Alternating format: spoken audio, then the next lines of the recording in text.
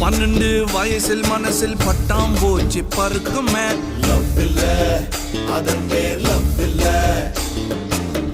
கண்ணை பார்த்து பேச சொல்ல கழுத்துக்கு கீழ் பார்க்குமே.